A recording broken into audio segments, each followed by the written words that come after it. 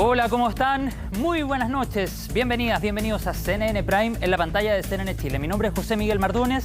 Tenemos varios temas que compartir con todos ustedes y partimos revisando los titulares. La Corte Suprema descartó proponer otro candidato a fiscal nacional para completar la quina de postulantes tras el retiro del abogado Rodrigo Ríos. La vocera del máximo tribunal aseguró que Ríos aún no ha formalizado su renuncia y solo si esta se hace oficial, el presidente de la República podrá solicitar que se complete la nómina. En otro tema, dos nuevos ataques se registraron en la macro zona sur. En la costanera de Concepción, desconocidos quemaron maquinaria que era usada en las obras del nuevo puente ferroviario. En Ercilla, en tanto, encapuchados dispararon contra el Fondo Centenario, el cual pertenece a un exdirector del Registro Civil de la región de la Araucanía.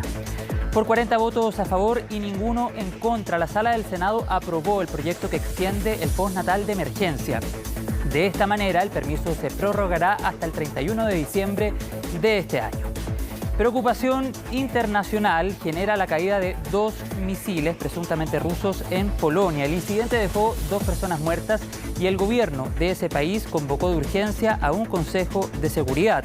Mientras, desde Rusia aseguraron que la acusación de las autoridades polacas es una provocación deliberada para escalar la situación. Esto y más, aquí comienza CNN Prime.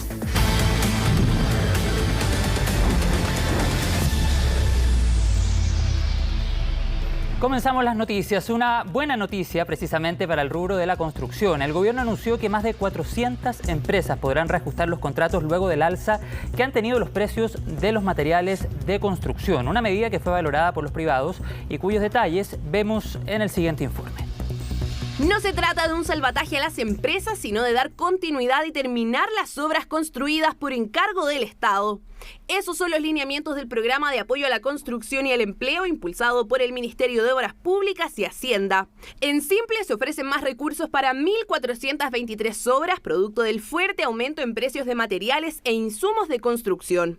Ha tenido que absorber en sí misma un alza del precio de los materiales que no se refleja respecto al valor ofertado ante el Estado. Y este es el propósito que justamente tiene esta medida, una medida que al generarle la liquidez básica a la empresa pueda terminar en buenas condiciones la obra que tiene comprometida con nosotros. El objetivo del Ministerio es reajustar en hasta 20% los contratos con estado de pago hasta septiembre del año pasado debido a la gran inflación en productos claves como el fierro o el cemento. Este reajuste es más que el IPC de 12,8% anual, precisamente porque el incremento que han tenido dichos insumos ha sido mayor. Así entonces, se calcula que 436 empresas podrían verse beneficiadas por esta medida, a la que de todos modos se acogen de forma voluntaria. Este reajuste tiene un tope máximo de un 20% de la oferta entregada y aprobada al momento de adjudicarse la licitación. Los contratos que tenemos en el Ministerio de Obras Públicas tienen diferentes figuras. Algunas tienen incorporado el alza del IPC y otros no. Por lo tanto, este reajuste va a impactar de manera distinta. En términos fiscales, el apoyo significa un gasto de $380 millones, considerados en el presupuesto actual de la cartera, y además ayudarán a dar curso a la ejecución presupuestaria en inversión. Eso significa que durante este año, en que los primeros meses del año partimos con una ejecución de la inversión por debajo de la del año anterior, ya en el mes entre septiembre y octubre, dependiendo de cuáles sean los ministerios, ya hemos alcanzado los niveles del año anterior y durante los últimos meses del año los vamos a exceder. Medida valorada en el sector privado, pues ayudará a resguardar cerca de 30.000 empleos en obras de vialidad, aeropuertos, portuarias, arquitectura y obras hidráulicas. También permitiría que 95 empresas que tienen contratos con el Estado y están con riesgo de insolvencia y paralización puedan continuar las faenas. En el peor momento de la crisis, nosotros llegamos a perder 400.000 puestos de trabajo, de manera que era bien insostenible, a partir de las dificultades que tuvimos en el reinicio de esas obras, poder sustentar y solventar una crisis como la que se manifestó con el alza de los precios de los materiales. Eso sí, no todos los contratos están sujetos al beneficio. Si una obra ya recibió la resolución de recepción, hubo término anticipado del contrato o abandono unilateral de la obra, esas empresas quedan fuera. Para evitar que ello ocurra, el MOP integró la cláusula de ajuste de precios al alza o a la baja, dependiendo cuando sea necesario, para el 90% de los contratos vigentes y para todos los nuevos. Estas medidas también se replicarán en el presupuesto de 2023, de manera de adelantarse a las eventuales coyunturas. Y lo que vamos a estar apuntando es que el presupuesto de inversión tenga un comienzo rápido durante el 2023, para que no tengamos que estar, a mediados de año preocupados de cómo acelerar la ejecución. Hasta el 31 de marzo, las empresas pueden acogerse a este programa y pedir un reajuste de los valores, siempre que cumplan con los requisitos. Y este ha sido uno de los temas comentados durante el día. Una ola de calor afecta a la zona central del país, la que podría extenderse hasta el fin de semana. De hecho, la ONEMI emitió una alerta por las altas temperaturas en varias regiones. Nuestro meteorólogo y conductor de CNN Tiempo, Eduardo Sáez, nos trae el pronóstico para las próximas horas y para los próximos días. ¿Qué tal, Edu? Buenas noches. Hola, ¿qué tal? ¿Cómo se sintió el calor en esta jornada? Porque de verdad ha sido uno de los días más cálidos que hemos tenido en el último tiempo. De hecho, tuvimos temperatura, de acuerdo al termómetro de la Dirección Meteorológica de Chile, de Quinta Normal, 33,5 grados.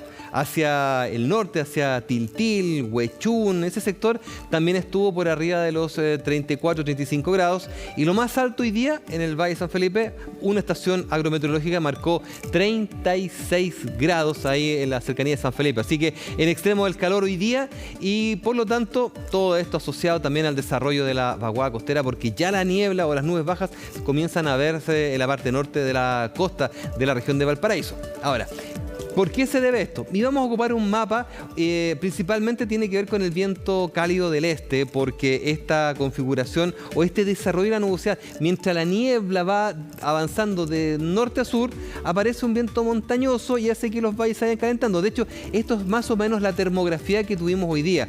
Esto corresponde a la cordillera, un poquito más frío, por eso tiene colores más azulosos, pero esta es la zona de mayor calor. Lo que les decía, entre sectores de la región de Valparaíso, incluso en la región de O'Higgins, donde las máximas estuvieron también en algunos sectores sobre los 32 grados, como es el caso de Codegua. No así en la playa, en el mar, donde la temperatura es mucho más bajito. Así que este escenario para mañana lo vamos a repetir, pero un poquito más fresco. Mire, le voy a mostrar la imagen del satélite para que entremos en contexto de lo que va a suceder. Durante la tarde comenzó a avanzar entonces esta nubosidad que le decía que es la que desarrolla la vaguada costera y por lo tanto llegó hasta la parte norte de la región de Valparaíso. Entonces, durante la noche va a seguir avanzando hacia el sur, alcanzando probablemente sectores de la región de O'Higgins o incluso parte norte de la costa de la región del Maule, y todo esto va a provocar que durante la tarde también ingrese un poquito de aire fresco, lo que va a hacer que reduzca un poco la temperatura.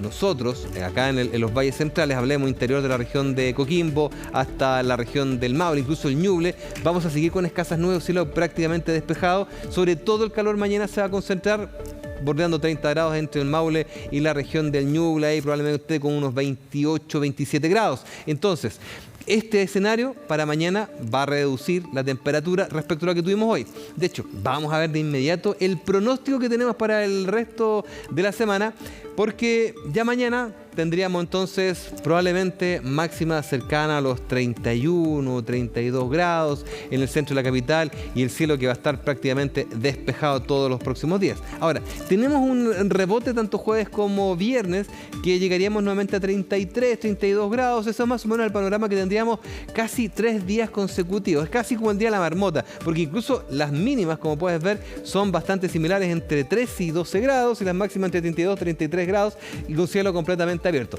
La diferencia está en la zona de niebla, porque como se va a formar, se va a cubrir la playa exactamente, desde la desembocadura del Maipo comienza a ingresar algo de aire costero, lo que va a hacer que hacia el sector poniente esté por lo menos un poco más fresco, entre 28 y 30 grados ya hacia el día viernes. Pero ¿qué va a pasar el día sábado? Entrarían nubes altas, pero además ingresaría hasta la mitad del valle esta nube de las playas, lo que haría descender la temperatura a unos 28, 27 grados aproximadamente, y nuevamente el día domingo volvería a despejar el interior para estar nuevamente bordeando los 30 grados. Así que esto es parte del ciclo que estamos teniendo. Vamos a ver ya mañana si acaso las condiciones se da para poder generar una ola de calor. Hoy día sí rompimos la marca, que era de 30.4 grados. Para mañana el umbral de temperatura para determinar ola de calor sería 30.5. Son 2 días consecutivos con esa temperatura, así que estamos ahí, estamos jugando ya con esta nueva ola de calor que de verdad está ya en pleno desarrollo. Así que esta información la vamos a ir complementando también a través de nuestro informativo CNN Tiempo, para que también nos acompañen y puedan ver el resto del país cómo se van a comportar las principales temperaturas. Los dejo invitados. Gracias. Muchas gracias, Eduardo. Vamos a estar muy pendientes a CNN Tiempo, luego de CNN Prime, para conocer todo el detalle del pronóstico en estos días de ola de calor. Muchas gracias por el despacho. Vamos a cambiar de tema. Por unanimidad, el Senado aprobó y despachó el proyecto que extiende el postnatal parental hasta el 31 de diciembre. Una medida que beneficia en su mayoría a las mujeres, pero que abre un debate en torno al tema y también a la corresponsabilidad. Todos los detalles junto a Macarena Román. Jocelyn Vilca tiene 27 años y fue mamá por primera vez el 7 de junio de este año. Su postnatal termina este martes 22 de noviembre, pero tras la aprobación de la extensión del postnatal de emergencia, ahora podrá acompañar a su hija Florencia hasta el 31 de diciembre. Extenderlo de verdad me facilita la vida. Una, porque no tengo red de apoyo. Otra, porque sala cuna cupo no hay, a lo más que sea particular. Y ahí como que no, me complicaría mucho la vida. Tendría que ver otra opción. La otra opción de Jocelyn es simplemente renunciar a su trabajo. Gana 480.000 pesos mensuales y su única alternativa es acudir a un jardín Junji al cual ya postuló, pero aún no tiene respuesta. La sala cuna particular que cotizó no es opción, le implicaría desembolsar más de 80% de su sueldo. Es que a las mamás se les pide trabajar como si no tuviesen hijos o hijas y criar como si no tuviesen trabajo remunerado. Entonces, al final, ¿qué es lo que pasa? Que las mujeres, las mamás, tratan de hacer las dos y no pueden, y sienten que están haciendo todo mal. Una ayuda a esta problemática fue precisamente la aprobación en el Congreso de una nueva extensión del postnatal parental. La medida ayudará a quienes se les terminó el beneficio entre el 1 de mayo y 30 de septiembre y hayan utilizado menos de 60 días en la primera instancia, y también a quienes deberían volver a trabajar desde el 1 de octubre. Este es un instrumento de la seguridad social en Chile que se financia con impuestos y que tiene un costo fiscal asociado de 32.900 millones de pesos, con un universo de beneficiarias o beneficiarios niños y niñas, en razón de que sus madres o padres podrían hacer uso de él, de aproximadamente 34.000 trabajadoras. La medida, eso sí, solo rige hasta el 31 de diciembre y para quienes no hayan hecho uso de los 60 días entregados durante la extensión anterior, lo que abre la discusión en torno al postnatal tradicional. Es que antes de extender a las que ya tienen 6 meses, deberíamos discutir qué pasa con aquellas que son más precarias y que no tienen contrato. Quienes busquen hacer uso de esta nueva y última extensión deberán notificar a su empleador a través de un correo o una carta certificada. Si no se realiza el proceso, se dará por hecho que se usará el beneficio, que esta vez no es obligatorio. Y es el empleador quien tendrá 3 días para dar aviso a la entidad pagadora que esta trabajadora va a utilizar este beneficio. Pueden optar a esta nueva extensión trabajadores dependientes, independientes o con honorarios, además de temporeros por obras, servicios o faenas. En cualquier caso, el empleador no puede rechazar a quienes adopten el beneficio. Esto sería una infracción grave, así que los empleadores no debiesen, bajo ningún aspecto, negarse a otorgar esto, porque ya está en una ley que está aprobada. Una situación que se suma a las distintas problemáticas que afectan principalmente al género femenino. Según el Ministerio del Trabajo, en nuestro país el 99,9% de quienes hacen uso del postnatal parental son mujeres. Y el Consejo del Instituto Nacional de Derechos Humanos aprobó el texto de la querella contra el alto mando de Carabineros debido al accionar de la policía uniformada durante el estallido social. La acción penal será interpuesta en los próximos días. El texto, de 202 páginas, fue aprobado por 7 votos a favor, incluido el del exdirector de la institución y actual consejero Sergio Mico, y 2 en contra. La acción judicial acusa a una presunta omisión para impedir o hacer cesar la aplicación de apremios ilegítimos y otros tratos en el contexto contexto del estallido social. Esto entre el 18 de octubre y el 19 de noviembre de 2019. El texto menciona a 7 generales en retiro de Carabineros y al exdirector general Mario Rosas. En la querella se mencionan diferentes reportes emitidos por el INDH, advirtiendo de vulneraciones a los derechos humanos y de un oficio enviado al entonces general director. A pesar de ello, señala el documento, esos hechos continuaron ocurriendo con similar o mayor gravedad hasta el día 19 de noviembre de 2019, cuando se da la orden de uso restringido de la escopeta antidisturbios.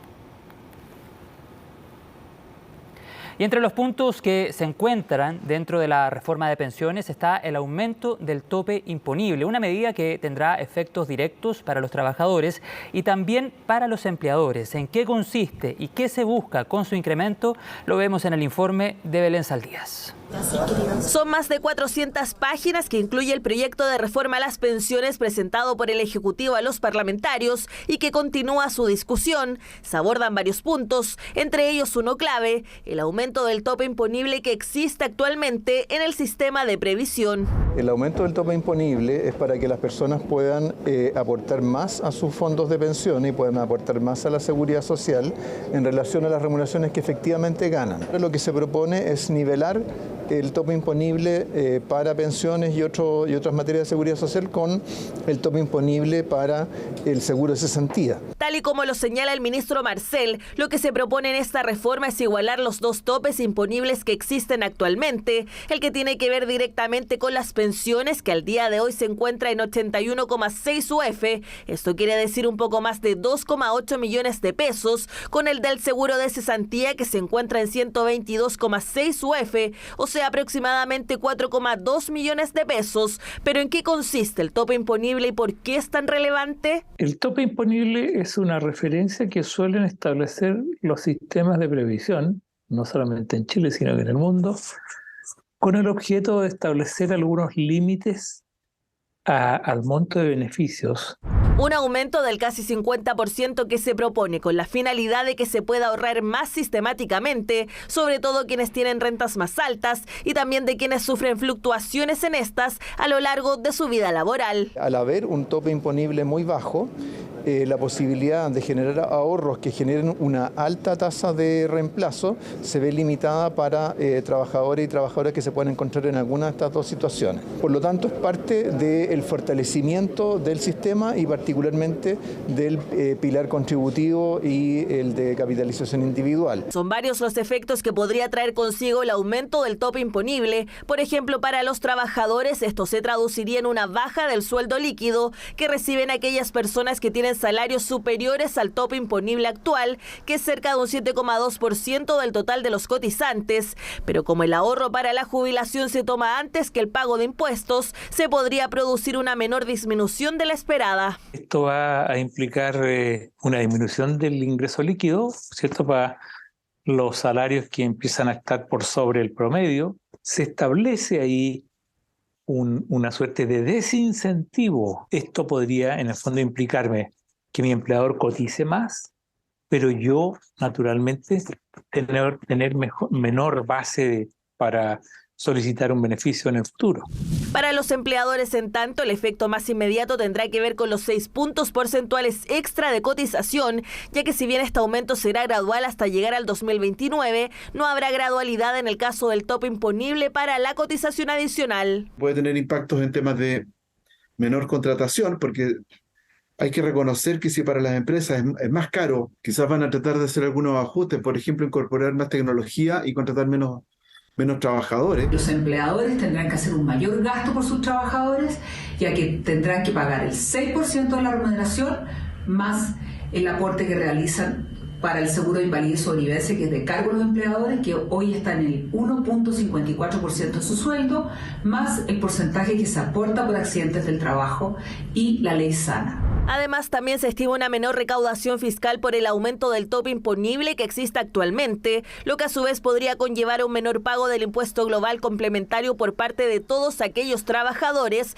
cuyo ingreso se ve alterado por estos cambios propuestos. La discusión en el Congreso se centrará en todos estos puntos para ver si continúa tal y como está o sufrirá modificaciones para ser aprobada. Y este martes se volvió a registrar un ataque incendiario en el Fundo Centenario en la comuna de Ercilla. En tanto, en la región del Biobío, desconocidos incendiaron maquinaria del puente ferroviario ubicado en la costanera de Concepción. Todos los detalles junto a Valentina Nieto. Alrededor de las 12:30 de la noche ingresaron encapuchados que provenidos de armas de fuego dispararon hacia la casa. Además procedieron a quemar un vehículo aparentemente robado que ubicaron a la entrada del campo y lo hicieron explotar o lo incendiaron de alguna manera que impedía el acceso además de la ayuda y de los demás carros de carabineros. Es el relato de Juan de Dios Fuentes, exdirector del Registro Civil de la Araucanía, quien durante la noche de este lunes se fue víctima de un nuevo ataque incendiario. Desconocidos emprendieron fuego a su fundo, ubicado en el sector de Pidima, en la comuna de Ercilla. Al momento del ataque, su padre de 79 años estaba al interior del recinto. Disparan desde el camino público, disparan hacia las medidas de protección. Ahora efectivamente encontraron unos sacos donde se escribió reivindicaciones sobre ciertas personas que están hoy día cumpliendo condena y también haciendo alusión a Catrillanca. Y es que este lunes se cumplieron 4 años de la muerte de Camilo Catrillanca. Los atacantes habrían dejado un lienzo alusivo al comunero mapuche para luego darse a la fuga. Sin embargo, lo ocurrido en la Araucanía no fue el único hecho de violencia registrado en las últimas horas en la macrozona sur. Durante la madrugada de este martes, un segundo ataque incendiario ocurrió en las obras del puente ferroviario en la costanera de Concepción, en la región del Biobío. Personas desconocidas llegaron hasta este lugar, donde procedieron a incendiar una máquina retroexcavadora, dejando un pequeño panfleto, ¿verdad?, con algunos nombres alusivos, ¿cierto?, a diferentes causas que en estos momentos estamos viendo a nivel de la macrozona sur. El ataque habría ocurrido a eso de las 6 de la mañana cuando los desconocidos incendiaron una retroexcavadora que estaba siendo utilizada en las obras, un hecho que causó alarma, ya que ocurrió a solo 800 metros del gobierno regional y a 2 kilómetros del centro de Concepción. Nosotros no podemos todavía sacar conclusiones respecto de quiénes son las bandas que están cometiendo estos delitos, ni si están asociados a los temas de la macrozona sur. Sin embargo, queremos decir y queremos hacer el llamado a que la seguridad es una necesidad y es una tarea de todos. Y cuando no hay colaboración pueden suceder estos hechos. La vez anterior estaba completamente habilitado el ingreso donde estaban las máquinas. Los guardias de seguridad no han estado acreditados ni tampoco tienen una directiva de funcionamiento. Se solicita a las empresas que además tienen este tipo de maquinarias grandes, ¿verdad?, tomar todos los resguardos necesarios para evitar la tentación de algunas personas que no sabemos por qué motivos está generando este tipo de situaciones. Solicitud que hicieron las autoridades para reforzar los protocolos de seguridad de las empresas ante lo que podría ser la instalación de este tipo de ataques en la provincia de Concepción, razón por la cual desde el gobierno regional también hicieron un llamado. Me parece extremadamente preocupante esta situación, se lo he manifestado a la señora ministra del Interior en horas de la mañana, quien se ha comprometido a tomar medidas. Nosotros no teníamos atentados, estamos teniendo ahora y con una frecuencia inusitada que da para revisar la situación y plantearse la posibilidad de tener un estado de excepción constitucional. Y es esa misma solicitud la que han planteado también desde el oficialismo ante un estado de excepción que actualmente está vigente solo en 2 provincias de la región de la Araucanía y 2 del Biobío. En la oposición, en tanto, la aplicación de la ley antiterrorista vuelve a tomar fuerza, siendo una de las principales demandas de este bloque en el Acuerdo Transversal de Seguridad. Le quiero decir al presidente que el terrorismo está llegando también a la provincia de Concepción, está llegando a la ciudad. Le pedimos acción. Si no le gusta la ley antiterrorista, yo le quiero decir al presidente que estamos disponibles para modificar esta ley antiterrorista. Creo que es necesario y urgente 2 cosas. 1, ampliar el estado de excepción constitucional a la provincia de Concepción, y la segunda, la solicitud expresa de un fiscal con dedicación exclusiva a la investigación de estos hechos. Ataques incendiarios que ocurren a solo días de la visita del presidente Gabriel Boric a la Araucanía y en el marco del debate entre los partidos por la agenda de seguridad, en la que la macrozona sur también jugará un rol trascendental. Bueno, y muchos esperaban que el presidente Boric entregara el nombre de su propuesta fiscal nacional antes de su viaje a la PEC 2022. Sin embargo, el Ejecutivo continúa estudiando las posibilidades que tienen los distintos aspirantes al cargo en el Senado. Vamos a ver todos los detalles en el informe de Ángela Rayman. El Ejecutivo aún no ha entregado su propuesta al Senado y el candidato o candidata a fiscal nacional sigue entre los nombres de la quina propuesta por el Pleno de la Corte Suprema. Eso sí, ya no son 5, a pesar de que habían sugerencias para reemplazar el nombre de Rodrigo Ríos, quien renunció informalmente a esta posibilidad. Hubo una solicitud de otra candidata pidiendo que se completara la quina en atención a esa eventual renuncia, pero dado que no existe esa renuncia en lo formal, se decidió archivar la solicitud, puesto que es improcedente siquiera entrar a conocerla, puesto que no hay oficializada ninguna renuncia. El único método actual para volver a completar esta quina es que la propuesta del Ejecutivo no sea aprobada con los 2/3 del Senado, es decir, con 33 votos. El conflicto es que ni uno de los 4 candidatos que siguen en competencia serían de preferencia del gobierno. Y aunque la idea era que el presidente presentara su carta antes de su viaje a la PEC, el Ejecutivo está analizando el escenario y sus probabilidades. El presidente no puede hacer una nominación hasta no tener claridad de cuál es el panorama en el Senado, cuáles son las opiniones de los distintos grupos parlamentarios, y en este ejercicio se está en estos días y nos ha pedido profundizar ese ejercicio porque la prioridad está puesta en nominar la mejor persona posible y lograr que sea acogido ese nombre positivamente en el Senado. Buscar un gran acuerdo con el Senado, estamos buscando también en función de cuál puede ser la mejor o el mejor candidato o candidata para que nos dé garantías de probidad, de transparencia y de un trabajo que se haga cargo de los desafíos que tiene hoy día la Fiscalía. Desde la oposición le cerraron la puerta a Marta Herrera, señalando que por ser colaboradora del cuestionado exfiscal Jorge Abot, su eventual elección sería la continuidad, y señalaron que su posible nombramiento sería una estrategia del Ejecutivo. El gobierno sabe perfectamente que Marta Herrera simplemente no tiene los votos para ser elegida.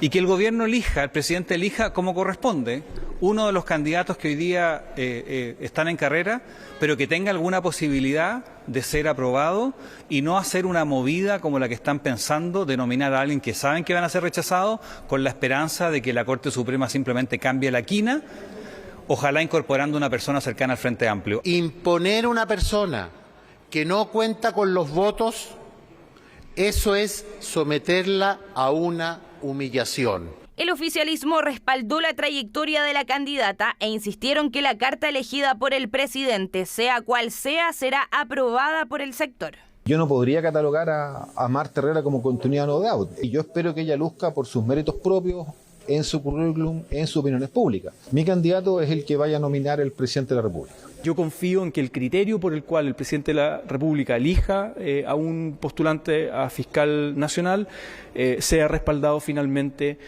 por el Senado. Yo creo que no hay que adelantar los tiempos, ni menos interferir en las decisiones que estos 3 poderes del Estado cumplen en el proceso de nombramiento. Pero los conflictos no terminan ahí.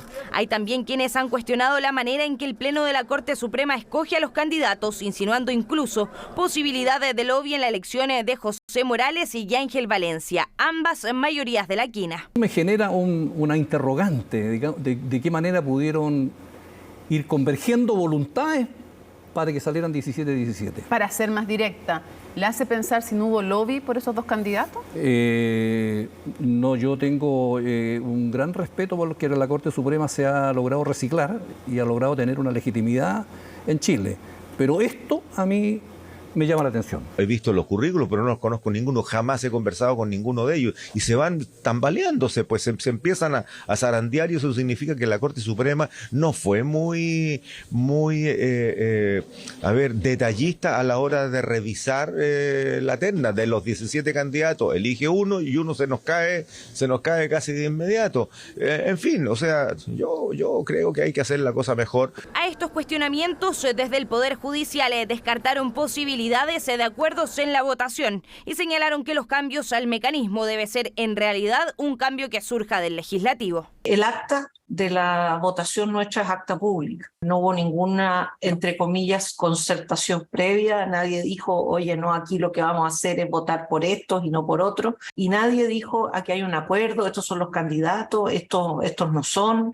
En absoluto, yo no he percibido ningún tipo de situación que pudiera llamar a la suspicacia. El mecanismo a través del cual se elige el fiscal nacional, la Asociación de Fiscales ha señalado la necesidad de modificarlo, de tal manera de hacerlo más transparente, de saber y conocer cuáles son los méritos y las propuestas que tienen los candidatos. La verdad que esta es una elección que lamentablemente de alguna manera se ha teñido por más descalificaciones que por el conocimiento de las propuestas que tienen los candidatos y la candidata. Pero más allá de todo cuestionamiento, la o el candidato del Ejecutivo debe estar antes del lunes 21 de noviembre, fecha cuando se cumple el plazo de los 10 días desde que el gobierno recibió la notificación oficial de la quina propuesta por la Corte Suprema.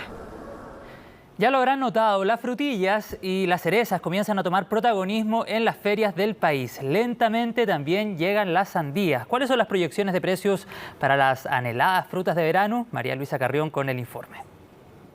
Ya llegó el arándano, la cereza, la cereza. De por sí siempre al principio de estación es caro y después bajan. Pero queríamos la primicia de probarla al tiro. La primicia de probar las primeras frutas que ya repletan los puestos de las ferias en el país. Partamos por las cerezas. Ya hace varios días es posible encontrarlas, aún no en total abundancia y tampoco tan amigas de los bolsillos. Siempre las primeras son un poco más caras, porque todavía no es temporada así de lleno, pero de a poquito han ido bajando. ¿En cuánto partieron y en cuánto van?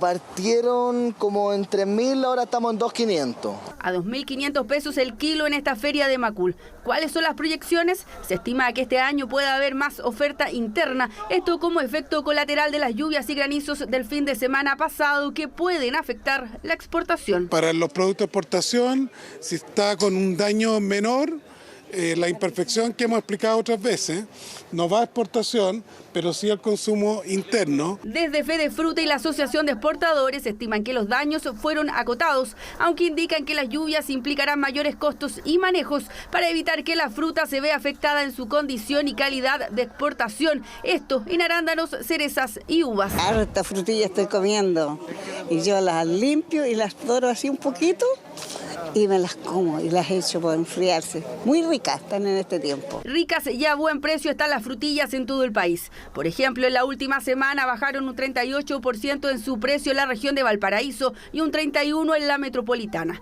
Y ojo, porque están un 80% más baratas en las ferias que en los supermercados. Incluso es posible encontrarlas a 1.000 pesos el kilo. Por lo menos aquí en la feria es barata. Está a 2.000 pesos el kilo y eso es un precio bien bueno en comparación al supermercado que está sobre 3.000 pesos. La frutilla ya lleva varias semanas en el mercado. Algo, dicen las autoridades, golpeará en su precio la plaga que las afectó. Por eso los pronósticos son tener una temporada cercana a lo normal y con un precio que ronde los 800 pesos por kilo. No, está buena ya está dulce. Si de primera nomás son medio ácidas, pero ya está buena ya.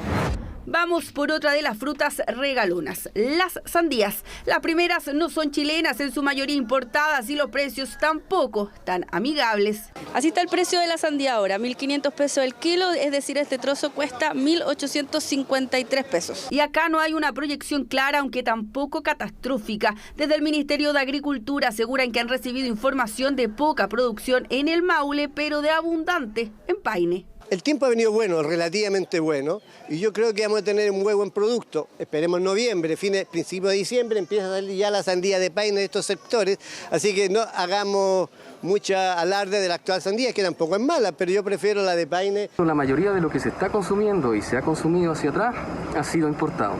Esto es de Perú, Brasil también es importante, algo se lleva desde Arica también, y ellos aparte de tener costos de producción mucho más elevados, precios de los fertilizantes, otros insumos, también está asociado el flete, está asociado el precio del petróleo, inflación internacional, todo eso puede hacer que en esta misma fecha haya mayores precios que el año anterior. Por eso aún hay que esperar la producción nacional. Recién la segunda quincena de diciembre podríamos tener novedades. Las primeras llegan caras igual aquí, claro, después ya en enero, 15 de enero por ahí ya el precio se estabiliza y entre 4 y 5 mil pesos una sandía más o menos de ese porte. Proyecciones para frutas que comienzan a entrar al mercado, algunas con más presencia y a otras hay que darles más tiempo. La fruta de estación ha tenido un aumento menor en sus precios que el ítem de los alimentos, sin embargo los precios se mantienen elevados y esperamos un alza interanual con respecto al 2021 para este ítem en específico. Sin embargo, dicha alza debería darse durante los meses de octubre y noviembre que en los meses subsiguientes. Es que la oferta siempre comienza limitada, pero ya en plena temporada los precios tienden a bajar. Productos que ya comienzan a llenar de olores, sabores y colores las ferias de nuestro país. Bueno, y continúan las conversaciones entre el gobierno y las distintas fuerzas políticas para generar un acuerdo en materia de seguridad. Vamos a profundizar en este tema, por eso estamos en el estudio con el subsecretario de Prevención del Delito, Eduardo Vergara. ¿Cómo está, subsecretario? Bienvenido a CNN Chile. Muy bien, buenas noches, gracias por la invitación. Muchas gracias por su tiempo. Subsecretario, vamos a entrar en materia de inmediato. ¿Es hoy seguridad el principal problema que aqueja en nuestro país? Bueno, creo que eso ha quedado claro ya por mucho tiempo. La ciudadanía viene manifestando, y con justa razón, que la seguridad es una prioridad, pero particularmente porque la seguridad tiene que ser vista como un derecho que además permite que otros derechos ocurran. ¿Es una prioridad o es el principal problema? Eso tiene que ver con las decisiones que toma la ciudadanía para enfrentar los temores en este caso. Y lo que hemos visto es que hay encuestas que la ponen como su principal preocupación, pero también manifiestan que es el principal problema país. Y creo que independiente de la categorización, lo que nos ha pedido el presidente de la República es que cuando es la primera preocupación de la ciudadanía se transforma automáticamente en nuestra primera ocupación. Y por eso nosotros hemos tomado la decisión de gobernar con acciones y no con titulares. Es cambiarle la vida a las personas por una cosa muy importante. Por mucho tiempo en Chile se miró la realidad criminal, o sea, los delitos, de forma separada a la sensación de inseguridad. Y también por mucho tiempo se dijo que la sensación de seguridad era algo que solo había que mirar porque era un fenómeno televisivo, de los matinales, y que iba creciendo de una forma que no tenía mucho que ver con la realidad delictual. E independiente que esto ocurra, lo que nos importa a nosotros como gobierno es que cuando las personas sienten temor y sienten miedo, dejan de hacer actividades cotidianas y actividades diarias. Y eso está pasando hoy día. Y eso, claramente, es lo que nos ha pedido el presidente y particularmente también nuestra ministra del Interior y hoy vicepresidenta de la República, es que actuemos sobre ambas realidades con un sentido de urgencia, pero por sobre todo, y como te dije, gobernando la seguridad con acciones y no con titulares, amenazas, ni tampoco palabras. Y en ese sentido, subsecretario, durante esta jornada presentan un fono de denuncia, el asterisco 4242, pasamos ahí el dato para todas las personas que nos están viendo, ya está operativo, ¿verdad? Así es. ¿Todo tipo de denuncia a través de ese teléfono? Efectivamente, hay dos modificaciones importantes. Una es que pasamos de un número grande a un número corto, asterisco 4242, pero también es gratuito. Lo hace más legible. Lo hace más legible, pero ¿cuál es el punto de fondo? Y tiene que ver primero con una constatación. La seguridad es también una expresión de la desigualdad. Y hay algo que se llama la cifra negra, que es la no denuncia, que se produce por distintas razones por medio de las cuales las personas deciden no denunciar. Ya sea por miedo a que se sepa que denunció, o porque cree que la justicia no funciona, etcétera. Hay muchas razones que la ciudadanía... ¿En ese sentido reconoce errores, por ejemplo, en el Ministerio Público? Sí, pero cierro esto y te respondo. Sí. Entonces, lo que buscamos con esto es incrementar las denuncias porque la evidencia nos muestra que la no denuncia y la cifra negra es mayor en los territorios con menos recursos.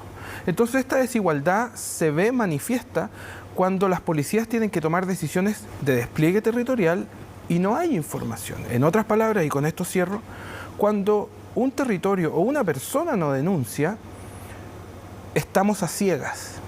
Nuestras policías están a ciegas y lo que necesitamos, entendiendo que el Estado es el responsable de proteger, el gobierno es el responsable de la seguridad, los municipios juegan un rol en prevención del delito, pero también queremos invitar y recordar a la ciudadanía que su denuncia es tremendamente importante porque nos permite hacer nuestro trabajo y a distintas instituciones hacer mejor su trabajo. Bueno, pero en ese sentido reina en la ciudadanía una sensación de impunidad. ¿Qué duda cabe a estas alturas? Entonces quería preguntarle justamente lo que planteábamos recién. ¿Usted considera fallas en el proceso desde el Ministerio Público? Por ejemplo, falta de fiscales u otras fallas en el procedimiento. Primero que todo, la tarea que me han encomendado a mí personalmente el presidente es la prevención del delito. Yo soy el responsable de esa tarea como como gobierno somos responsables de la seguridad y en esto hemos sido además muy claros en que no comentamos lo que hacen o evaluamos lo que hacen otras instituciones del Estado, lo que nos corresponde, y lo que hacemos es poner todos los recursos, todo el capital de trabajo y el capital operativo para ayudar a fortalecer las tareas de otras instituciones, como en este caso puede ser el Ministerio Público o el sistema judicial en su conjunto. Entonces, cuando nosotros hablamos del denuncia seguro o cuando, por ejemplo, damos cuenta de que iniciamos la Fuerza de Tarea Público-Privada para abordar el robo violento de vehículos, que quebramos el alza y la semana de noviembre, la semana pasada, fue la semana con la cifra más baja, no es que celebramos, pero sí hay un camino que estamos recorriendo en conjunto más allá de las fronteras de lo público. Por ejemplo, el resultado pudiese ser mejor. Me imagino que usted tiene una apreciación sobre eso. A ver, y no solamente respecto a los fiscales, particularmente respecto a las policías. Se ha cometido un error también en este país por mucho tiempo, en pensar que los problemas de seguridad solo se solucionan con policía. Y en consecuencia, esto solo se trata de más o menos policías. Y eso no es así. Si es que no entendemos que el fenómeno de la seguridad tiene un componente que es el componente policial y que es un componente del policiamiento, pero también se construye con una serie de otros componentes, además de otras instituciones del Estado, y reducimos esto solamente a más o menos policía, o en este caso, a más o menos fiscales, y dejamos de lado la discusión más importante, que es respecto a la focalización, la efectividad y la capacidad que tienen cada una de esas instituciones para hacer su tarea, ya sea por sí mismas o porque tienen que suplir la tarea de otras instituciones. Un solo ejemplo y cerrar el punto. Nos comprometimos como gobierno a terminar con la concursabilidad y lo hicimos. Aumentamos el presupuesto de seguridad de los municipios. ¿Por qué? Porque en un país, y en el país que vivimos, hay comunas que tienen 130 pesos per cápita en prevención y otras que tienen 50.000. Queremos nivelar la cancha hacia arriba. ¿Por qué? Porque las comunas donde hay pocos recursos, el Ministerio Público, Carabineros, la Policía de Investigaciones, el Estado en su conjunto, la tiene más difícil al hacer la tarea. Y lo que queremos es nivelar para que esta tarea sea eficiente y podamos garantizar la seguridad como un derecho. A propósito de la radiografía o el diagnóstico que usted hace respecto a diferentes comunas de la región metropolitana y de nuestro país en general, ¿cómo lograr que de aquí al año 2023 el 100% de las comunas de Chile tengan patrullajes? Porque eso usted lo planteaba el otro día. O sea, no fue un planteamiento, fue una promesa. Sí, una patrullaje promesa mixto. Que le hicimos de cara al país. ¿Cómo llegamos a 2023 con el 100% de las comunas con patrulleros? Nosotros recibimos el gobierno con un déficit aproximado del 35-37%, en otras palabras, de comunas que no tenían patrullas. Para empezar, ninguna. 37% efectivamente, como tú dices, una cifra importante. Lo que buscamos, bueno, nuestro compromiso es terminar el próximo año con un 0%. O sea, que todas las comunas de Chile puedan acceder a tener patrullas como piso. Ese es un mínimo común preventivo. Queremos además este año avanzar y quedar entre el 20 y el 15%, que es la meta que nosotros nos hemos propuesto. Porque cuando una comuna no tiene una patrulla, ni siquiera puede avanzar en un programa que se llama patrullaje mixto, que es un programa que nos ha permitido, por ejemplo, fiscalizar a centenares de patrulleros municipales en un trabajo conjunto con Carabineros y el OS-14, que es el departamento que trabaja en municipios, y asumir 5 nuevas funciones que antes solo la podían asumir los Carabineros, como por ejemplo la fiscalización de las leyes de patentes municipales, patentes de alcoholes, ordenanzas municipales, una serie de tareas que si nosotros solo las seguimos entregando a las policías, estamos subutilizando el potencial de un policía. ¿Pero hasta dónde llegan las facultades de los patrulleros municipales? No, en esto hemos sido muy claros. Las policías con sus tareas y los patrulleros municipales con las suyas. Aquí no vamos a cruzar ninguna línea, porque el rol de las municipalidades es ser un coayudante en la prevención del delito. Y el patrullero municipal, el Departamento de Seguridad de los municipios, que lamentablemente vivimos en un país con grandes desigualdades, ellos tienen la labor de complementar la labor pública.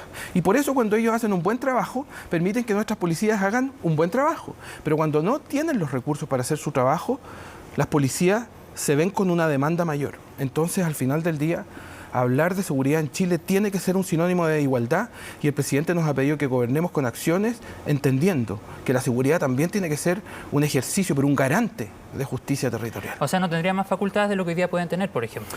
No, al contrario, yo creo, y esto es una discusión que hemos tenido con alcaldes y alcaldesas de diferentes sectores políticos.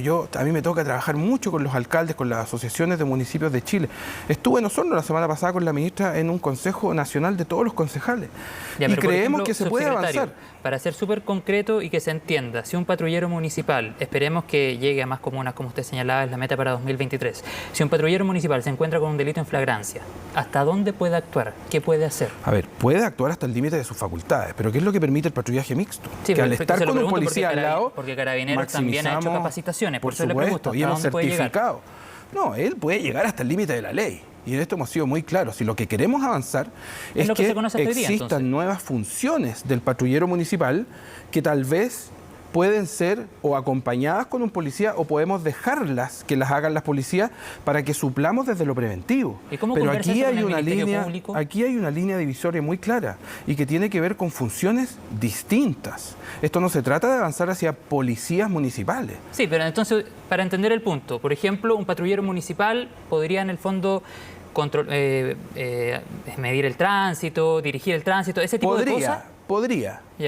Es un debate que está abierto, que estamos teniendo con la Asociación Chilena de Municipios en el marco y en el contexto de lo que estamos avanzando como es el Ministerio de Seguridad, pero por sobre todo, y nos comprometimos como gobierno, y lo vamos a cumplir este semestre, que vamos a ingresar indicaciones para modificar la ley orgánica de municipios, porque creemos que hay una serie de mejoras y cambios que se tienen que hacer particularmente en los consejos comunales de seguridad pública. Entonces, tal como tú dices, efectivamente se puede avanzar, pero hay algo muy importante y que nosotros como gobierno lo tenemos muy claro.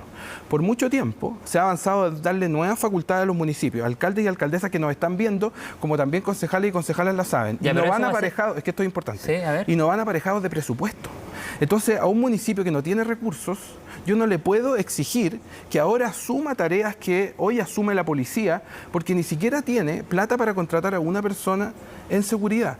Entonces, como gobierno, tenemos que ser muy responsables en que los cambios que impulsemos, y por eso lo estamos trabajando en conjunto con los municipios, tienen que ser acorde a las capacidades municipales.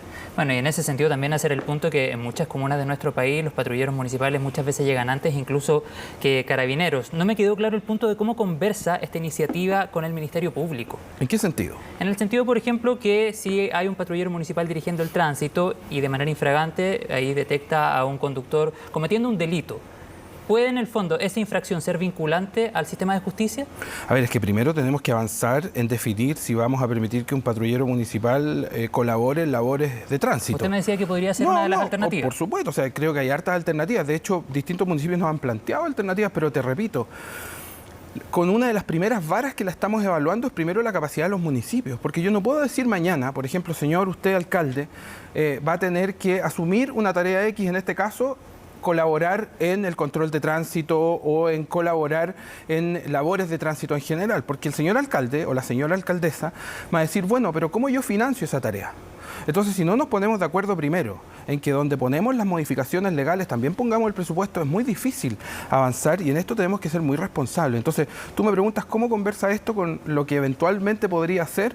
Bueno, primero hay que estar de acuerdo en un cambio en la ley. Se lo pregunto, subsecretario, porque me imagino que está más o menos claro, pensando que de aquí al 2023 quieren tener el 100% de las comunas con patrullaje mixto o con estos patrulleros municipales. Me imagino que ya las conversaciones o la iniciativa está algo avanzada. Sí, pero es que el patrullaje mixto o que los municipios tengan patrulleros municipales no tiene que ver con una nueva labor como por ejemplo el control de tránsito. Lo que nosotros estamos haciendo es que hoy día los patrulleros municipales ya cumplen una serie de tareas, pero hay municipios que ni siquiera tienen una patrulla. Entonces lo que nosotros necesitamos es inyectar recursos para nivelar hacia arriba y ser coherentes con que tenemos que tener este piso que es el mínimo común preventivo. Entonces yo no puedo avanzar en una discusión con un municipio respecto a nuevas atribuciones si ni siquiera tiene las herramientas para hacer la pega o la cual puede hacer hoy en día, y yo creo que primero en este país, por supuesto que tenemos que avanzar en nivelar esta cancha antes de ponernos a hacer debate respecto a lo que podría ser, porque hoy hay necesidades concretas, hay personas que lo están pasando mal, estamos con los índices de temor que todos los conocemos, cuando las personas dejan de hacer su vida diaria, para nosotros es tan importante como la criminalidad misma, entonces nos estamos haciendo cargo con un sentido de urgencia de las cosas concretas y reales del hoy. Sin duda, pero yo se lo preguntaba porque usted justamente hace 2 o 3 semanas presenta esta iniciativa de patrullaje mixto, entonces en el supuesto de que ya había mayor claridad de cómo, iba a funcionar. Hay total claridad, pero repito, para ser muy claro para quienes nos están viendo, el patrullaje preventivo y la promesa que nosotros hicimos de que en este país el próximo año el 100% de los municipios puedan contar con una patrulla, parte de la base de que puedan cumplir con las tareas bajo las cuales hoy día les permiten las reglas del juego. Eso es lo que nos importa, ese es el mínimo común preventivo, o sea, nivelar hacia arriba. Ahora, si el día de mañana queremos abrir una discusión respecto a nuevas atribuciones y nuevas tareas, bueno, asegurémonos primero que el municipio tiene la patrulla para hacer el patrullaje y para actuar dentro del marco de las atribuciones que le entrega la ley como patrullero preventivo y, por supuesto, después abrirnos. Ahora, hay municipios que tienen muchos recursos en esta diferencia de ingresos y que nos dicen, mira, nosotros podríamos hacer estas tareas. Y nosotros lo que les decimos, bueno, avancemos, pero ojo, que esa no es la realidad del país, ni siquiera de la mayoría del país. Bueno, y el compromiso también de la subsecretaría, como decía Eduardo Vergara, subsecretario de Prevención del Delito, es a terminar el año 2023 con el 100% de las comunas. Y con queremos estos avanzar patrulleros en otros mínimos preventivos que también tengan que ver con la capacidad de salas de vigilancia, cámaras, porque creemos que no podemos diferenciar entre una comuna u otra, ni tampoco quien vive en esas comunas, sino que tienen que tener, y como gobierno nos queremos hacer cargo. Vamos a seguir avanzando y estamos hablando también del acuerdo transversal en materia de seguridad. La ministra Carolina Toá se ha reunido con personajes políticos del oficialismo, también de la oposición. ¿Usted cree que en esta conversación deben incluir también a otros actores, como por ejemplo policías, fiscales, etcétera, jueces? A ver, el acuerdo nacional, el acuerdo por la seguridad que está liderando nuestra ministra del Interior y hoy vicepresidenta de la República, ha partido con un hito muy importante, que es una conversación con la institucionalidad de los partidos. Y esto ha permitido que los partidos definan cómo vamos a avanzar en su conjunto en este acuerdo. Pero esto se hace en el marco de otra cosa muy importante, y que es una definición que toma el presidente de la República en Arica en el primer Consejo Nacional de Seguridad Pública, es que Chile, después de casi 20 años, va a tener una política nacional de seguridad pública. Entonces, la política nacional de seguridad pública que se hace en el marco del Consejo Nacional, participan los diferentes poderes del Estado, participan nuestras policías, y es un proceso muy importante porque el país requiere, y tú concordarás conmigo que después de casi 20 años, la realidad de la seguridad es muy distinta. Este fue el presidente Lagos que tuvo la última política nacional de seguridad pública, pero el acuerdo es para avanzar sobre las urgencias y sobre lo que tenemos que hacer en el corto y el mediano plazo. Por eso el acuerdo, porque sabemos que tenemos que avanzar en institucionalidad como el Ministerio, en una reforma a Carabineros como lo estamos haciendo, en una política nacional, pero también tenemos que atender la urgencia de las personas hoy. Y ese es el acuerdo que estamos trabajando para avanzar en conjunto. Y te quiero decir algo, tal vez para destruir algunas caricaturas y muchos mitos. Yo trabajo con alcaldes y alcaldesas de diferentes sectores. Tramito todos los lunes en el Senado el Ministerio de Seguridad. Y te diría que la disposición de manera muy amplia de los sectores políticos de este país a avanzar en seguridad es real. Y eso nos tiene muy contentos. Y es algo que hemos corroborado y reforzado en las discusiones que ha liderado nuestra ministra de Interior. Y creo que esa es una muy buena noticia para el país.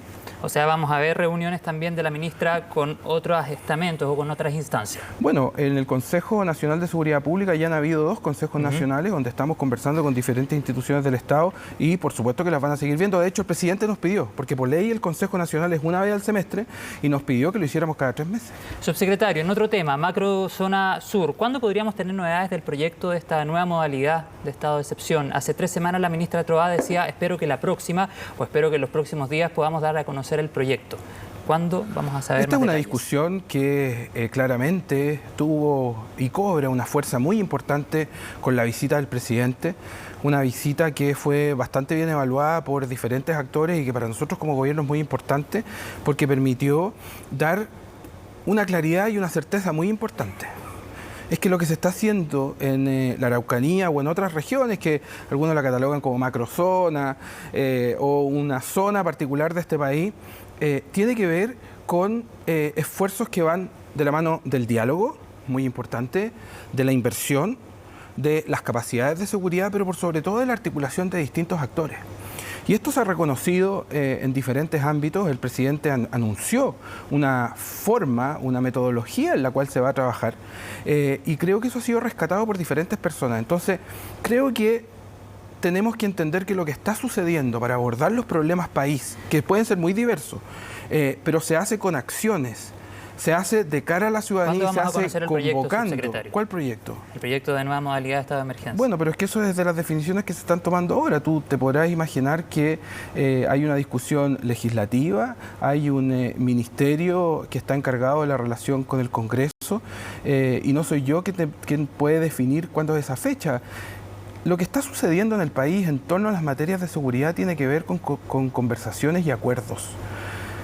No somos un gobierno que toma decisiones respecto a tiempos y límites sin el diálogo necesario. Lo que requiere el país y lo que ha presentado el presidente de la República y ha manifestado particularmente en sus visitas a regiones es que para avanzar en problemas y desafíos de Estado hay que avanzar con el Estado en su conjunto y con los actores políticos. Entonces, creo que reducir una conversación en este punto respecto a una fecha de que el gobierno se ha comprometido, que el gobierno ha sido muy claro, que nuestra ministra del Interior ha sido muy clara, que la ministra que también lleva la relación con el Congreso, la está llevando en el Congreso para determinar cuándo se ingresan los proyectos, son tareas que les corresponden y las que competen a ella. Y lo último, subsecretario, ¿usted coincide con el presidente de la República cuando dice que hay terrorismo en la macrozona sur? A ver, creo que el presidente ha sido muy claro en dar cuenta públicamente de lo que él cataloga como acciones que son terroristas. ¿Coincide? Y por supuesto, o sea, el presidente de la República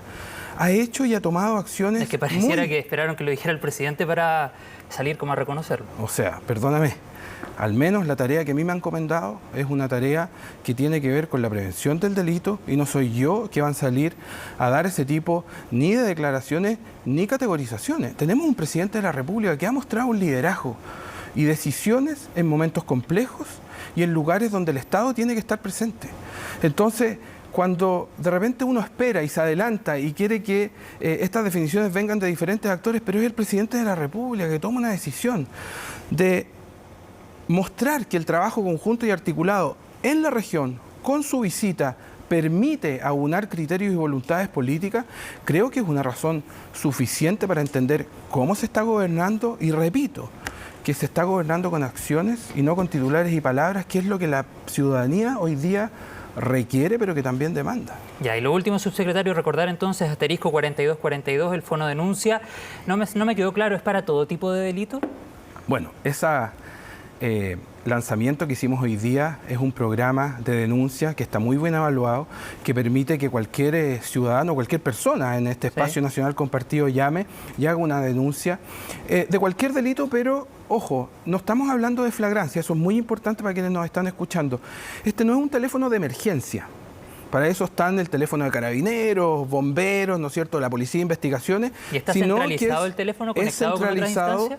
La denuncia está centralizada en la Subsecretaría de Prevención del Delito para que se hagan denuncias particularmente de forma, bueno, denuncia seguro, su característica principal es que es una denuncia anónima.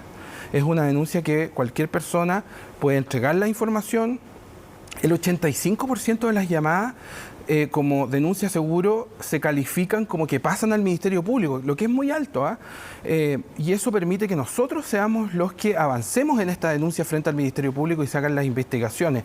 Porque hay personas, hoy día estuvimos en Maipú recorriendo, dicho sea de paso, la plaza de Maipú, un espacio público que se recuperó, y la ciudadanía lo que más le llamaba la atención era que ahora lo podía hacer de forma gratuita, con un número más corto y fácil de memorizar, pero por sobre todo les recordamos que esta también es anónimo y que permite que las personas que tienen dudas o que incluso tienen miedos que pueden ser justificables respecto a llevar adelante una denuncia, lo pueden hacer con toda la tranquilidad, pero por sobre todo con grados de efectividad importantes. ¿Sabes por qué? Y te lo dije al principio. Cuando no tenemos información estamos a ciegas. Y cuando no tenemos información no podemos disponer de nuestros recursos policiales ni tampoco los recursos como los municipales que estábamos conversando, porque necesitamos que exista la denuncia. Y eso lamentablemente se ve marcado en las comunas que tienen menos recursos, y eso es algo que queremos saldar y algo que queremos corregir. Subsecretario de Prevención del Delito, Eduardo Vergara, muchas gracias por su tiempo con CNN Chile. Muchísimas gracias por la invitación. Asterisco 4242. Trabajemos juntos porque estamos avanzando y gobernando la seguridad con acciones, que es lo que el presidente y nuestra ministra de Interior nos ha pedido. Claro, y hay que denunciar. Muchas gracias. Hace 3 años los partidos políticos firmaron el Acuerdo por la Paz Social y la nueva Constitución. Los protagonistas de esta instancia hicieron un balance del impacto que tuvo el documento firmado la madrugada del 15 de noviembre. Todos los detalles en el informe de Paul Follert. Los rostros de una negociación que se extendió hasta la madrugada del 15 de noviembre de 2019 3 años atrás, con velada incluida, los partidos se juntaban en los pasillos del ex Congreso para cerrar un acuerdo por la paz social y la nueva Constitución. Este es un momento histórico, 40 años, se cumplía el próximo año la Constitución política. Este es un momento que nosotros estamos satisfechos por haber ayudado a construir un acuerdo que esperamos derrote la violencia. Para otros, claro, el significado era distinto. Aquellos que en ese momento eran oposición y son parte del actual oficialismo apostaron por un plebiscito de entrada. Yo creo que es un día histórico. Creo que después de 40 años hemos logrado derribar las trabas y la Constitución de Pinochet. En la vereda de enfrente, Chile Vamos buscaba más una salida a la crisis institucional que la proyección de lo que vendría después. Por eso apostaron que el acuerdo por la nueva Constitución también incluyera uno por la paz social. No esperamos con esto cerrar la crisis, esperamos que la gente comprenda que vamos por el buen camino. Yo espero que los chilenos cuidemos aquellos valores que nos permitieron llegar donde estamos. Un acuerdo que en ese 15 de noviembre estuvo acompañado de tensiones y diferencias entre las fuerzas políticas. Prueba de ello, la ausencia del Partido Comunista en la firma del documento. Se hizo esto aquí, entre 4 paredes. No se nos iba a escuchar, ya estaba todo decidido. No podemos poner nuestra firma a una cuestión que puede venir con letra chica y con trampa constitucional. Hasta en Convergencia Social, partido del actual mandatario, hubo diferencias. Gabriel Boric fue el único firmante del acuerdo, a pesar de la postura contraria de sus bases. Que hubiese sido irresponsable a última hora decir valoro el acuerdo pero no me como los costos. En la otra vereda las tensiones crecieron con el tiempo. Un sector de la derecha apostaba por el rechazo, otro por el apruebo. Y en la UDI no caían bien las reformas posteriores que se hicieron al acuerdo. Lo saludé no afectuosamente. Un acuerdo que derivó primero en un plebiscito de entrada. La elección en la que mayor cantidad de chilenos se han movilizado para ir a las urnas con motivo de este plebiscito 2020. Luego en una convención que trabajó por un año en una propuesta constitucional. Ejemplares firmados de la propuesta de nueva constitución. Y finalmente un plebiscito de salida. 3 años después, lo que se pensó en el acuerdo inicial aún no se concreta y sus protagonistas hacen un balance. El proceso ha sido exitoso en la medida que fue capaz de dar una salida política a un conflicto que vivió Chile, un estallido social, con un componente de violencia muy fuerte que hay que condenar siempre, pero también con cientos de miles de personas manifestándose pacíficamente en las calles de todo Chile. Creo que en ese sentido el acuerdo del 15 de noviembre habilitó la conversación constitucional, que de hecho nos tiene conversando hasta el día de hoy. Creo que es urgente retomar el proceso constitucional. Creo que los factores que de alguna manera provocaron el estallido social no han desaparecido del todo y por lo tanto se requiere la misma responsabilidad que en ese momento se tuvo. Algo pasó la noche del 12 de noviembre entre el llamado que hace el presidente y esas magníficas 48 horas, donde la tarde-noche del 14 a la madrugada del 15 de noviembre, yo por lo menos aprecié en el sistema político una respuesta que me siento profundamente orgulloso. La posta ahora ha sido tomada por los actuales representantes de los partidos políticos que intentan concretar la tarea del acuerdo inicial, transitar hacia una nueva constitución. Y para eso solo falta solucionar el último nudo, el mecanismo. Hoy día estamos, yo lo decía hace unos días atrás, en un gallito bien lamentable entre aquellos que quieren hacer todo exactamente igual, generar y repetir con calco una convención como la que fracasó el 4 de septiembre pasado, y aquellos que legítimamente también, pero nosotros no estamos en esa posición, no quieren hacer nada. Y vamos a conciliar lo que es la democracia, la participación ciudadana, también con la experiencia, con la expertise. Noviembre aparece como el plazo final para cerrar el acuerdo. De ahí dependerá de la ciudadanía aprobar o rechazar una nueva propuesta constitucional. 8.000 millones de personas es la nueva proyección de la ONU sobre la población mundial. Si bien ahora el crecimiento global es desacelerado, esta cifra implica importantes desafíos en materia de vivienda, seguridad alimentaria e incluso crisis climática. ¿Por qué? Miranda Aspe nos cuenta. Han llegado a este mundo, pero pasarán los años hasta que logren dimensionar en qué momento lo hicieron. recién nacidos el mismo día en que la Tierra llegó a los 8.000 millones de personas en el planeta. Como médicos estamos muy contentos de que nazcan bebés más sanos, pero sí, en el futuro debemos tener cuidado de cuánto pueden sostener la Tierra y la naturaleza. Avances de la medicina, ciencia y la higiene son algunas de las razones del aumento de la esperanza de vida, motivos que solo en 12 años incrementaron la humanidad en más de 1.000 millones. De hecho, más de la mitad de la población global se concentra solo en 7 países: China, India, Estados Unidos, Indonesia, Pakistán, Nigeria y Brasil. Esto involucra un montón de cosas. Tiene que ver con la gestión de los sistemas básicos, agua potable.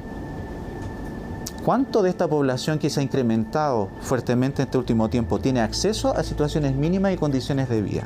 Es un desafío que seamos cada día más. Habla también del bienestar que hemos logrado desarrollar como humanidad, digamos, que seamos crecientemente más habitantes en el planeta, pero esto sin duda también nos impone nuevos desafíos en cómo avanzar en disminuir la emisión, en disminuir la contaminación. Condiciones de vida para Latinoamérica y el Caribe, que representan un 8,2% de la población mundial y que, coincidencia o no, son de las regiones más vulnerables ante la crisis climática. La falta de vivienda y la seguridad alimentaria son los principales desafíos, al conocer, por ejemplo, que para producir 1 kilo de carne se necesita entre 5.000 y 20.000 litros de agua. El problema de la seguridad alimentaria, pienso, tiene que resolverse, entre otros factores, con una decisión global de cómo estamos produciendo alimentos. Hay apoyo social y político para abordar el problema de la producción local agrícola en el mundo, pero por otro lado están los subsidios a las grandes producciones industriales. Si en 1960 el mundo crecía a 2,09%, en 2022 lo ha hecho a 0,84%. Sin embargo, los expertos ya califican el anuncio como una alerta de la sobrepoblación, que incluso llegó a la COP27. Wir kennen das Problem seit 50 Jahren. Si antes fueron los girasoles de Van Gogh, hoy fue el turno de Gustav Klimt. Manifestaciones que continúan y que se convirtieron en un llamado para el resguardo de las generaciones futuras. Estoy feliz de anunciar hoy aquí que la Unión Europea está lista para actualizar nuestros NDC. Estamos listos para abordar las pérdidas y los daños porque demasiados países no pueden afrontar la crisis climática por sí solos. Anuncios dentro de una cita que entra en su recta final, en negociaciones que podrían determinar el futuro de la población, que sigue creciendo y que según las proyecciones sumará más de 700 millones más para fines de 2050. 9 de la noche con 40 minutos, es hora de revisar noticias internacionales, lo tenemos en cnnchile.com, es la información que ha marcado la tarde de este día martes 15 de noviembre. Cohetes o misiles habrían caído en Polonia, muy cerca de la frontera con Ucrania. Medios polacos, como lo ven ahí en la pantalla, mostraron una imagen de un vehículo agrícola de impacto profundo y volcado en el sitio, cerca, ya les decía, de la frontera de Polonia con Ucrania. Un portavoz del gobierno dijo que el primer ministro convocó al Comité de Consejo de Ministros para Asuntos de Seguridad Nacional y Defensa. Estamos con Mario Arriagada, editor del Área Internacional, para conocer, Mario, muy buenas noches, la actualización de esta noticia que ha marcado esta jornada. ¿Cómo estás, José? Sí, hay preocupación mundial, obviamente, por la caída de estos cohetes que ya ha sido confirmado por parte de Polonia, que son de fabricación rusa, pero fíjate, José, que el presidente Andrzej Duda por ahora no ha querido atribuirle a nadie respecto a quién disparó este cohete que dejó a 2 muertos en la frontera entre Ucrania y Polonia, en una localidad muy cercana a la frontera con Ucrania. Ya terminó esta reunión de emergencia del Consejo de Seguridad de Polonia y se confirmó finalmente de que el país europeo, Varsovia específicamente, va finalmente a invocar el artículo 4 del Tratado de la OTAN, que afirma, José, que los 30 Estados miembros de la Alianza van a abrir consultas específicamente a juicio de cualquiera de ellas y analizar la integridad territorial, la independencia política o la seguridad de cualquiera de las partes que fuese amenazada. El artículo 4, entonces, eso es lo que indica. Había preocupación porque el artículo 5, obviamente, es el que tiene que ver con una respuesta directa en cuanto exista una agresión a cualquier miembro de la OTAN. Hay que ver, José, si es que esto finalmente fue de manera deliberada, si es que Rusia finalmente quiso impactar al territorio polaco, o si simplemente esto se trató de un error de cálculo. Desde el Kremlin ya han dicho de que ellos no tienen ninguna responsabilidad en este hecho, a pesar de que Polonia ya llamó a su embajador en Rusia para que dé explicaciones finalmente de qué se trató este incidente que podría obviamente escalar aún más este conflicto que ya se extiende por 9 meses. Sí, a lo menos llama la atención, Mario, considerando también la gran derrota de Rusia hace poquitos días con la ciudad de Jersón. Sí, ha sido una de las victorias claves que ha tenido Ucrania, y de hecho ha posibilitado de que el gobierno de Volodymyr Zelensky tenga una postura que tiene que ver con rechazar finalmente un eventual diálogo, una negociación con Putin, viendo en terreno que hay avances en esta respuesta que ha tenido Ucrania a esta invasión que comenzó a finales de febrero. El presidente Zelensky no tiene dudas de que esto fue una acción deliberada por parte de Rusia. Te invito, José, a que escuchemos lo que dijo el presidente ucraniano, que tú recuerdas desde el comienzo de este conflicto ha solicitado más protagonismo, más acción por parte de la OTAN, que solo hasta ahora le ha entregado armamento, muchas armas, pero tú sabes que la OTAN ha evitado hasta ahora, o cualquier país de la OTAN, involucrarse directamente con Rusia. Escuchemos lo que dijo Zelensky sobre este hecho.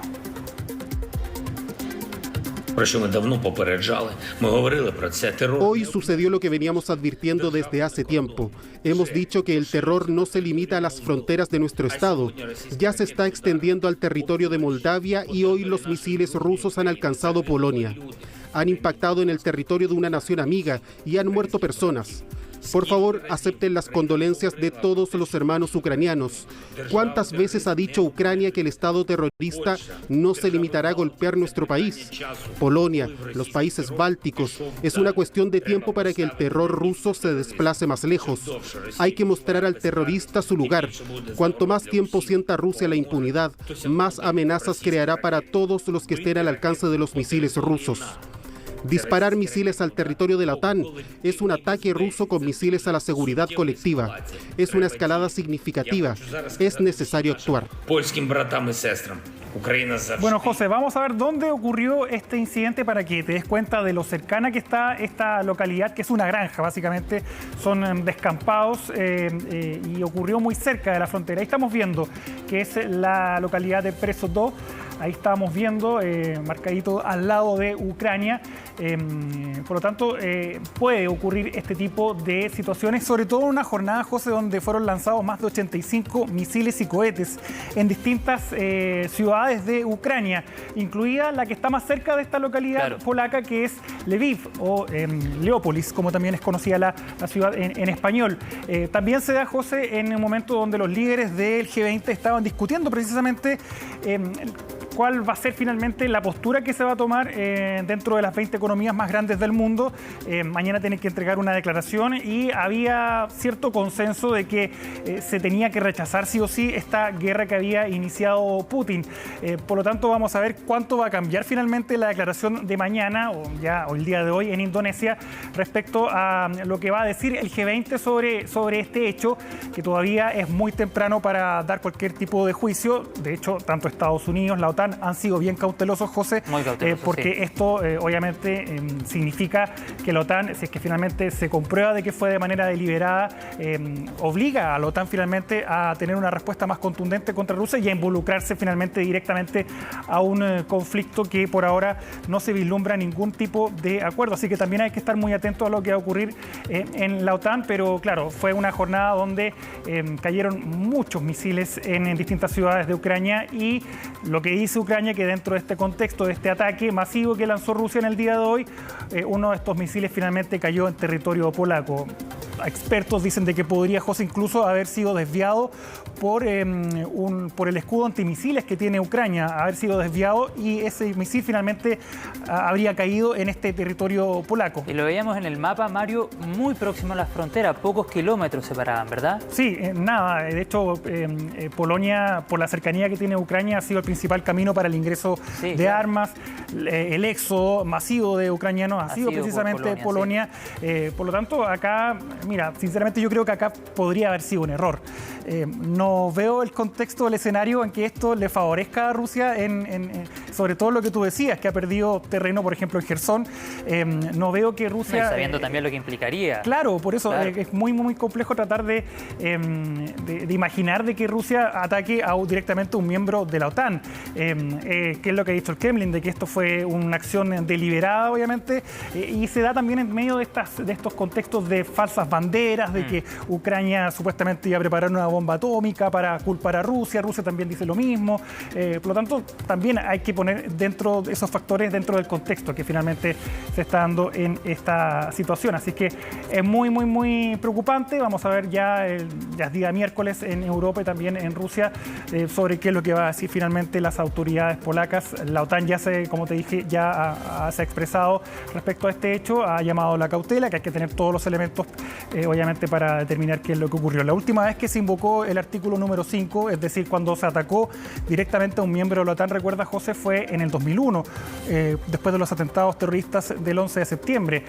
Ahí, obviamente, se activó el artículo 5 por primera vez desde la creación de la OTAN en 1949, porque se había atacado al principal miembro, que es Estados Unidos, es decir, grupos terroristas en Afganistán atacaron a Estados Unidos y ahí se activó el artículo 5, por lo tanto la OTAN tenía que ir a defender a Estados Unidos y apoyarlo entonces en esta misión en Afganistán. Así es que esperemos que no se active el artículo 5. Quedemos atentos a los nuevos antecedentes. Claro, en una guerra que lamentablemente no tiene por ahora término. Vamos a cambiar de tema, José, porque esta no era la noticia del día. La noticia del día supuestamente iba a ocurrir en una hora más, o va a ocurrir en una hora más. Es el anuncio del el expresidente Donald Trump de Estados Unidos, que desde su mansión en Mar-a-Lago, en Palm Beach, esto en Florida, va a anunciar ya 100% seguro, según todos los medios estadounidenses, de que va a competir nuevamente por la presidencia de Estados Unidos. Se lo hace después de los resultados de las elecciones de medio término, donde no le fue bien a sus candidatos. Aún así, Trump cree que es todavía el principal activo, el principal protagonista y el principal hombre de política que puede finalmente volver a la Casa Blanca representando a los republicanos. Veamos el contexto en el que se produce esto en la nota Diesel Guerra. I will very, very, very probably do it again, okay? Very, very, very. Regresar a la Casa Blanca es el deseo que le quita el sueño a Donald Trump. Fue en plena recta final de las elecciones de medio término que el magnate abría la puerta a la posibilidad de volver a competir por la presidencia en un intento por repetir la victoria que ninguna encuesta logró vaticinar cuando lanzó su campaña en 2015.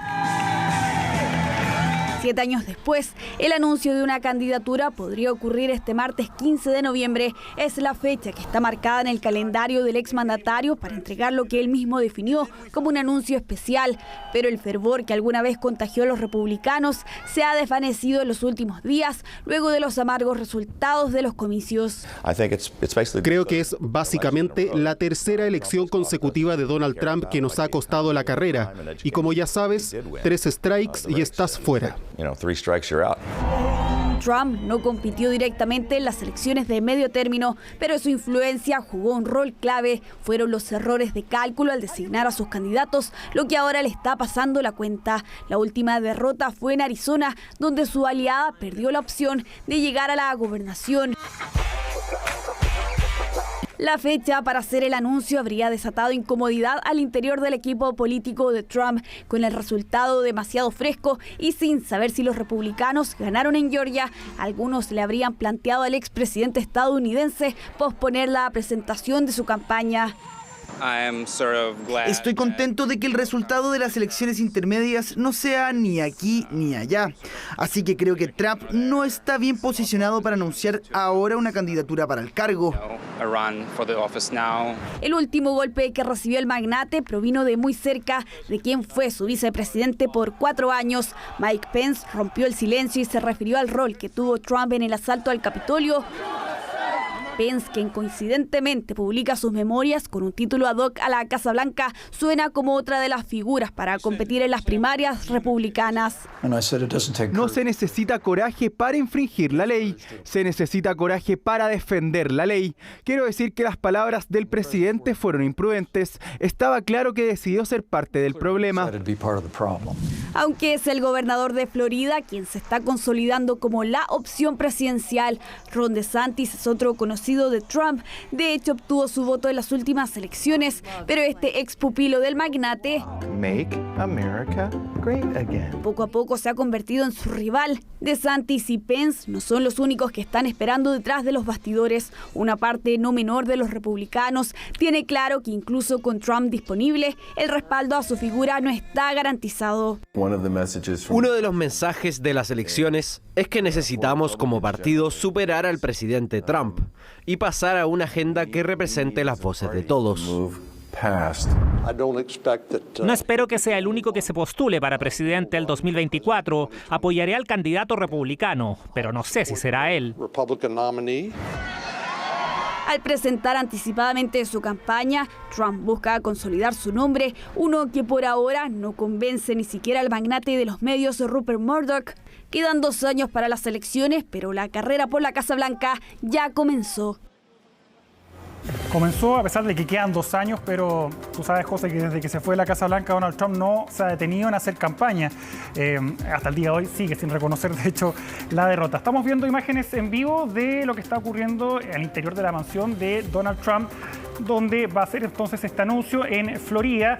Recuerda, José, que el anterior anuncio lo hizo desde la Torre Trump, cuando ahí, no sé si te recuerdas, José, nadie esperaba finalmente de que Donald Trump se iba a convertir en presidente de Estados Unidos. Cuando hace el anuncio, todos pensamos, bueno, va a ser otra aventura más de este magnate, pero ya ha pasado más de 7 años después de ese anuncio y vemos que el fenómeno Trump sigue siendo más fuerte que nunca, a pesar de que en las legislativas de la semana pasada y también las elecciones en general en Estados Unidos se vio obviamente que el presidente no goza de la misma fuerza que antes.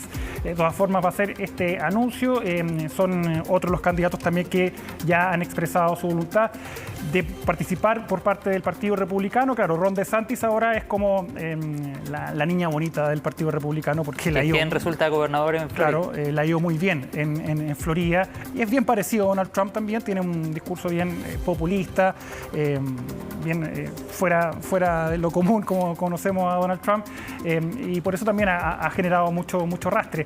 También está Mike Pence, como lo decía la nota de Isel Guerra, que está completamente rota su relación con Donald Trump, pero hay otros nombres, así que queda mucho camino. Vamos a ver qué va a decir Donald Trump hoy día.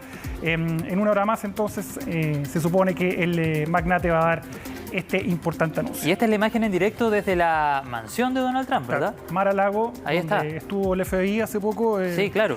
requisando algunos documentos. Algunos documentos, claro. Que es como la segunda Casa Blanca de Donald Trump, un enorme complejo, y ahí están obviamente los principales invitados a esta ceremonia. Vamos a ir a otro tema, a Brasil, donde también hay muchas personas que han adquirido esta mala costumbre de Donald Trump y se niegan a reconocer la derrota de Jair Bolsonaro. Son imágenes de hoy día, José, ha pasado ya más de 3 semanas, 30 de octubre fue las elecciones, como la segunda vuelta, sí. Y todavía hay bolsonaristas que salen a la calle. Hoy día era el Día de la República en Brasil, en los cuarteles generales del ejército se han apostado entonces cientos de simpatizantes del presidente brasileño, futuro expresidente. El 1 de enero ya tiene que entregar el poder a Lula da Silva. Todavía son incógnitas si es que va a asistir, José, porque a pesar de que reconoció la derrota, ha tenido una actitud también Bolsonaro muy tibia en cuanto a condenar las manifestaciones, los bloqueos que cada vez son menores. Hoy día también se conoció, José, que el Partido Liberal, el partido del presidente Jair Bolsonaro, va va a pedir anular estas elecciones. Dicen de que las máquinas eran muy antiguas, las máquinas de votación electrónica, y por tanto ahí podría haber habido algún tipo de error. Este requisito, este requerimiento fue presentado al Tribunal Supremo Electoral, pero lo cierto, José, es que son pocas las opciones que tiene ya Bolsonaro, al igual como le pasó a Donald Trump con los republicanos, para revertir este resultado que, a pesar que fue muy estrecho, ya todos los organismos, todas las instituciones en Brasil, incluidas las Fuerzas Armadas, ya reconocieron que Lula es el presidente electo de Brasil, así es que no hay nada más que hacer, pero todavía obviamente hay estas manifestaciones a favor del presidente, todas ellas denunciando un robo con muy pocos argumentos, muy parecido a lo que ocurrió en Estados Unidos, con muchas fake news. Sí, bueno, vamos a quedar bien atentos. El día 1 de enero es el día ahí dispuesto para el cambio de mando. Sí, que esperemos no haya un asalto al Capitolio 2.0 en Brasil. Hay temor respecto a eso, pero sí, claro. Yo creo que no va a ocurrir en el gigante sudamericano. Y terminamos con una noticia triste, José. Fíjate que murió esta perrita, que no es cualquier perrita, es Frida. Es todo un ícono en México porque es una rescatista. Tú sabes que México, al igual que nosotros, sufre constantemente de terremotos. Y ella fue la protagonista del terremoto específicamente del 2017, que ocurrió en Oaxaca y también en Ciudad de México. Un terremoto que ocurrió el 19 de septiembre. Recuerda que es una fecha fatídica en México porque ese día siempre ya han ocurrido 2 o 3 terremotos. Bueno, ahí Frida saltó a la fama a pesar de que ya venía realizando labores de rescate desde hace mucho tiempo. De hecho, estuvo, José, en el terremoto de Haití. Bueno, lamentablemente murió esta perrita a los 13 años y de hecho este video que estamos viendo fue el homenaje que le hizo la Marina de México a esta perrita que te voy a dar las cifras que tiene porque son impresionantes. Fíjate que ella logró rescatar a 55 personas, 12 con vida y 43 lamentablemente muertas, pero es vital su trabajo en este tipo de situaciones, de tragedia. De hecho, ahí veíamos una estatua que se le edificó en su honor porque era especial ella. Fíjate que a los pocos meses de su entrenamiento aprendió lo que significaba rescatar a una persona entre medio de los escombros. Por eso ella fue ascendiendo muy rápido. De hecho, tenía meses cuando fue al terremoto de Haití el 2010 creo que fue, 2010. Un poco antes del terremoto de Chile, en enero del 2010, si no mal recuerdo. Ahí fue específicamente. Y ahí entonces estuvo Frida y ayudó también a colaborar. Después del 2017 obviamente fue principalmente su año, porque fue donde estuvo ahí colaborando el 2017 con este terremoto, y ya los últimos años padecía una enfermedad y hoy día finalmente se confirma la muerte de Frida, un animal fundamental obviamente para el rescate de personas en un país también tan sísmico como nosotros, como es México. Sí, claro, gran labor la de Frida, será recordada ahí por siempre. Está inmortalizada ya con una estatua. Claro que sí, ahí se veía en la imagen. Muchas gracias. Nos vemos, José, cuídate. Nos vemos, que tengas buenas noches, buen descanso. Vamos a la pausa en CNN Prime, ya estamos de vuelta con más en CNN Chile.